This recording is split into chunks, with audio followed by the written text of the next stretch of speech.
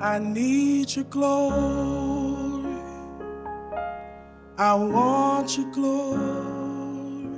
James isn't just a contestant, he's a storyteller. But what most viewers don't know is that his journey to the American Idol stage is filled with twists and turns. From his humble beginnings in Nashville to a family legacy that stretches far beyond music, he's got a story that goes much deeper than the spotlight. But here's the catch. Everything we've seen on TV is only a fraction of who he really is. When Canaan James stepped onto the American Idol stage, many viewers were immediately struck by his presence, both his serene confidence and his deeply moving voice. But what if we told you that what you saw on television was only a small piece of a much bigger story? Canaan James, a young contestant from Dallas, Texas, managed to make a powerful impression with his audition performance, securing the final platinum ticket of the season. But the truth is, American Idol barely scratched the surface of who he really is. In the space of a few short minutes, audiences were introduced to a young man with a gospel heart and a preacher's soul.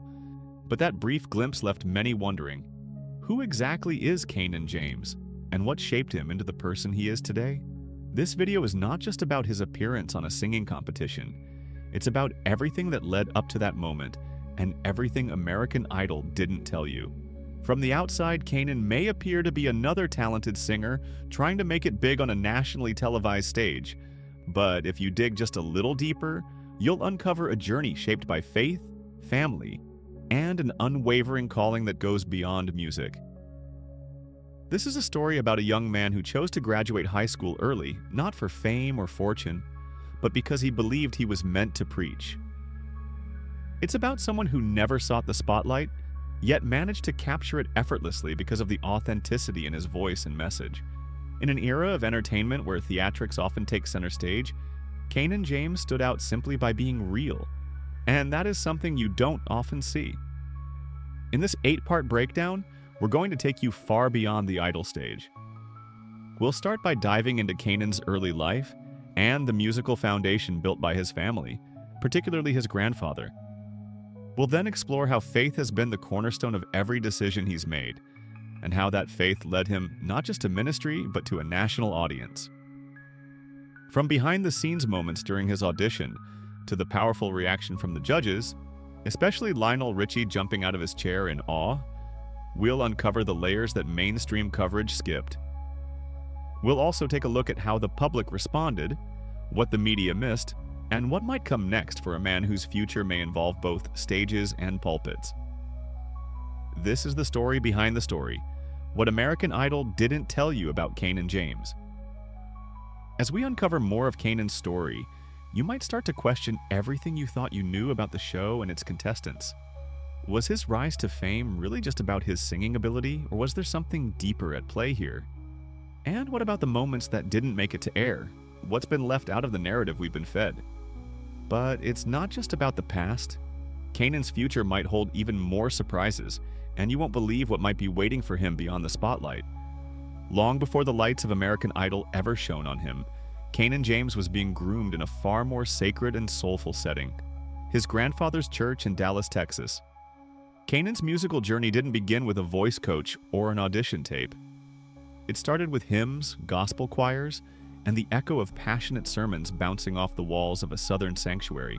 Raised in a deeply religious family, Canaan was surrounded by music that wasn't just about melody. It was about meaning. Gospel music in particular served not only as the soundtrack to his childhood, but also as a spiritual guidepost that would define the course of his life. His grandfather, a preacher and gospel singer himself, played a monumental role in shaping his worldview, both musically and spiritually. Canaan didn't just grow up listening to gospel music. He lived it, breathed it, and eventually embodied it. Unlike many young singers who were introduced to pop music and commercial influences early on, Canaan's earliest memories of music were tied to purpose, not popularity. In church, singing wasn't about performance. It was about connection. Connecting to God, to one another, and to something greater than the individual. From an early age, he was exposed to the raw emotion and deep-rooted tradition of spirituals and gospel standards. These weren't just songs to him, they were prayers set to music. And that's what makes Canaan so different from the average contestant on a show like American Idol. He's not singing for the sake of impressing an audience. He's singing because he's called to do it. Canaan's family supported his musical and spiritual development with full hearts. Rather than pushing him toward a career in entertainment, they encouraged him to find his voice in the ministry. His early performances weren't in talent shows or school plays, they were on church stages and in fellowship halls where sincerity mattered more than showmanship. This foundation gave him a unique strength that would serve him well when he eventually found himself in front of the American Idol judges. It wasn't stage fright he had to overcome. It was making sure his message was heard loud and clear. For Canaan, every note he sings carries the weight of the generations who came before him, especially that of his grandfather, whose legacy lives on through his grandson's voice. In a world increasingly obsessed with viral moments and social media fame, Canaan James is a refreshing reminder that sometimes the most powerful artistry comes from humble beginnings. His early life, filled with purpose and gospel sound, gave him the tools to not only move an audience, but to minister to them. That depth, that soul, that's not something you can fake. And American Idol only gave us a taste. The real story started long before the cameras started rolling. But how did Canaan transition from his spiritual roots to the glitz and glamour of American Idol? What was it about his upbringing that gave him the resilience to face the pressures of the competition? You might be surprised to learn what he discovered about himself when the spotlight finally turned on. And just when he thought his journey was about to take him to new heights, something happened that would completely change the course of his career. One of the most surprising facts about Canaan James, something that American Idol barely touched on, is that he graduated from high school early. In today's entertainment world, it's not uncommon to see young people chasing fame before finishing their education. But Canaan's path wasn't about shortcuts or stardom. He didn't fast-track his schooling to jump into the music industry. No, his decision to graduate early was rooted in something far more grounded: his calling to ministry. At a time when most teenagers are thinking about prom, SAT scores, or what college hoodie to wear, Canaan was preparing sermons and working toward becoming a preacher. This speaks volumes not only about his discipline, but also about his sense of purpose. He wasn't just academically mature, he was spiritually aligned in a way that most adults don't achieve until much later in life. Canaan made a conscious choice to focus on his spiritual calling by accelerating his studies. According to interviews and local reporting, he saw school as a necessary step, not a destination. He took extra classes, worked hard, and fulfilled his requirements so he could move on to the next phase of what he believed God was calling him to do. This wasn't a decision made lightly, nor was it influenced by parental pressure or external expectations. It was deeply personal. And that's what makes it so fascinating, because while American Idol may have shown us a young man with a beautiful voice and a gospel sound, they didn't show us the level of commitment, drive, and sacrifice he had already made to walk the path of purpose. Graduating early also meant Canaan had to grow up quickly. He wasn't just stepping into the adult world academically, he was also stepping into spiritual leadership. And with leadership comes responsibility. Preaching is not just about standing behind a pulpit and reciting verses. It's about guiding people, supporting them in their darkest hours, and offering wisdom and clarity when life gets overwhelming. That Canaan, at such a young age, felt ready to take on that kind of responsibility, shows a rare combination of humility and strength. These aren't the kinds of traits you develop overnight. They come from years of discipline, prayer, and being mentored by leaders who recognized his potential early on. Leaders like his grandfather who had already walked that road. It's important to note that American Idol is designed to showcase musical talent, not necessarily character or personal growth. But when someone like Canaan steps onto that stage, it becomes impossible to separate the voice from the story. Because when he sings, he isn't just performing, he's preaching. And that message becomes all the more powerful when you understand that he's not just a singer with a backstory, he's a preacher who chose the microphone of American Idol as one more way to share the word. The accelerated education? That was never about getting ahead. It was about getting in alignment with what he believes he was born to do. As Canaan James continued to pursue his calling, many wondered if his time on American Idol was just the beginning of something bigger. But what if his true purpose on that stage wasn't to win the competition at all? What if there was a reason why his voice echoed millions of homes? Could it be that Canaan's decision to enter the American Idol spotlight was part of a much bigger plan? One that was in motion long before he ever picked up the microphone? And how did the world of ministry, which Canaan had always been so deeply aligned with, impact his journey in ways that we've yet to fully uncover? The questions around his future are just starting to surface, but the answers may surprise you. At the center of everything Canaan James does, whether it's preaching, singing, or simply how he carries himself, is his unwavering faith. If American Idol gave you a glimpse of that, it was only the tip of the iceberg. Faith isn't just something Canaan talks about, it's the blueprint of his entire life. His connection to gospel music is not about genre, it's about purpose. Gospel is the language of his heart, the rhythm of his upbringing, and the tool through which he ministers to others. From the earliest days of singing in his grandfather's church to standing on the Idol stage singing "I Need Your Glory" by Ernest Pugh, every note he sings is saturated in spiritual conviction. It's not just vocal ability that moves people when he performs. It's the presence of something deeper, something divine. And for Canaan, that's the point. He's not trying to be the next pop star or viral sensation. He's trying to reach people's souls, and he uses music to do it.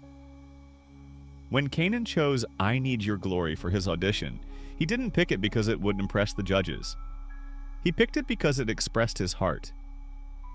That song, rich with reverence and longing, spoke not only to his own walk with God, but to what he hopes others will feel when they hear him sing. It's a musical prayer, pleading for more of God's presence, more of his power, and less of the performer. That's the essence of who Canaan is. Someone who doesn't just sing about God, but sings to God, with the hope that others will join in that connection. In a show known for catchy hooks and big vocal runs, Canaan brought something else to the table: stillness, sincerity, and the kind of authenticity that can't be taught in vocal lessons or manufactured through a TV edit. His faith has also shaped the way he approaches opportunities. In interviews, Canaan has said he never expected to audition for American Idol. He didn't seek fame or recognition. He simply followed what he believed to be divine nudging. That kind of submission to faith is rare, especially in a world that rewards ambition and hustle above all else. But for Canaan, the hustle isn't the goal. Ministry is. Every opportunity is weighed through the lens of purpose. Does this glorify God? Does this allow me to serve others? Will this amplify the message of hope and healing I'm trying to spread? If the answer is no, then even if it comes with applause and exposure, he's willing to walk away. That level of conviction is what sets him apart from so many others who step into the spotlight. Canaan's musical inspiration doesn't just come from famous gospel singers or church choirs. It comes from scripture, prayer, and the quiet moments where God speaks louder than any crowd ever could. And while American Idol showed us a few minutes of his voice, they couldn't capture the full depth of his why. His music isn't meant to entertain, it's meant to transform. And that's what makes him more than just a contestant. It makes him a vessel. Canaan James' audition on American Idol wasn't just a performance, it was a moment. In a season packed with vocal runs, pop covers, and dramatic backstories, his audition stood out for one simple reason. It felt like church. And not just the kind of church where people clap and sing along, but the kind where the room goes still, the air gets thick, and you can feel something sacred moving through the atmosphere.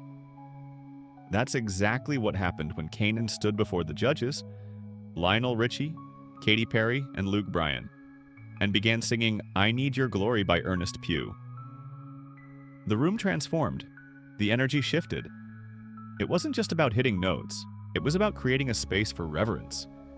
From the very first line, it was clear that this young man wasn't there to impress. He was there to minister. That kind of authenticity doesn't just happen by accident. It comes from a life lived with intention. As soon as Canaan began singing, the judges were visibly moved. Lionel Richie in particular looked like he had been transported to another place entirely, one of awe, reverence, and deep emotion. Katy Perry sat quietly, her eyes wide, as though realizing this wasn't just a performance but a testimony. Even Luke Bryan, often the more grounded and casual judge, seemed struck by the intensity of what he was witnessing. When Canaan finished, Lionel's reaction said it all. He leapt to his feet and walked over to the young singer, clearly overwhelmed. "You're not here by accident," Richie told him. And in that one sentence, he confirmed what many viewers felt while watching. This was bigger than just a show. Something spiritual had taken place. But what most viewers didn't see, or maybe didn't fully understand, was the level of risk Canaan took by choosing a deeply spiritual, less commercially known gospel song. In a competition where contestants often lean toward pop hits or soulful ballads that show off vocal gymnastics, he chose a worship song that speaks directly to the heart of God. That's not the typical Idol playbook. It wasn't strategic, it was sincere. And that's what made it so powerful. He didn't mold himself to fit the Idol machine. He brought something of himself that couldn't be replicated. That takes courage, especially in an environment where everyone is competing for attention. Canaan didn't walk into that audition hoping to be famous. He walked in hoping to be faithful. And in doing so, he didn't just earn a platinum ticket. He earned the respect and admiration of 3 seasoned judges, a national audience, and perhaps most importantly, he stayed true to himself. His audition was less about securing a spot in Hollywood and more about reminding people, especially those who may have forgotten, that sometimes music can still feel holy. And that is something American Idol didn't fully explain. But for anyone paying close attention, it was impossible to miss. The platinum ticket is not just a coveted prize on American Idol, it's a statement. It's the show's way of saying, this contestant isn't just good, they're exceptional. So when Canaan James was awarded the final platinum ticket of the season, it wasn't just about fast-tracking him to Hollywood. It was a moment that validated everything he stands for. But what you didn't see, or perhaps what wasn't fully unpacked, is how deeply the judges were impacted by his audition and what their reactions revealed about Canaan's true impact on the show. Lionel Richie's response in particular went viral, with clips circulating on social media showing the legendary performer leaping out of his chair, visibly overcome with emotion. That kind of unfiltered reaction doesn't happen often, and when it does, it speaks volumes. Lionel wasn't reacting to vocal range or stage presence. He was reacting to spirit, to something raw, real, and deeply moving. As soon as Canaan finished singing, "I Need Your Glory," Lionel stood up and walked over to him, arms wide open, as if greeting a long-lost friend. "I am crying my eyes out," Lionel said, his voice cracking with emotion. That was beyond. That was anointed. And in that word, anointed, he captured exactly what had just taken place. This wasn't just talent, this was calling. Lionel has seen thousands of performers, many with far more polish or stage experience than Canaan. But rarely has he seen someone walk in and completely change the energy of the room by simply being true to themselves. That authenticity is what earned Canaan the platinum ticket. Not just his voice, but his heart. Katy Perry and Luke Bryan echoed Lionel's sentiments. Katy, known for her more analytical critiques, was visibly moved. "You brought heaven to earth," she said softly. It's rare to see the judges completely aligned in their praise, especially on an audition as bold and unapologetically spiritual as Canaan's. But in this case, there was no debate. Canaan didn't just sing, he shifted the room. And that's what made the platinum ticket a no-brainer. The producers and judges knew that this wasn't just a contestant who could make good TV. This was someone who could move people, not with drama or gimmicks, but with truth. What the show didn't emphasize enough, however, was the weight behind that platinum ticket. For most contestants, it means a smoother path to Hollywood. But for Canaan, it meant something far more significant. It was confirmation that his decision to step out in faith, to follow the nudge, to bring worship to a mainstream stage, was seen, felt, and honored. The platinum ticket wasn't a reward for performance. It was a recognition of purpose. And in a world where authenticity often takes a back seat to theatrics, Canaan James reminded everyone watching that sometimes the real stars are the ones who walk in quietly, sing from their soul, and leave the room forever changed. As soon as Canaan James's audition aired, the internet lit up with reactions. Social media timelines flooded with reposts of his performance, clips of Lionel Richie's emotional response, and quotes about the power of faith in music. But beyond the predictable wave of applause, there was something more meaningful happening. People were talking about feeling something. In a landscape where viral content often feels disposable, Canaan's audition sparked real conversations about God, purpose, family, and the kind of artistry that reaches beyond entertainment. Viewers across the country weren't just impressed, they were moved.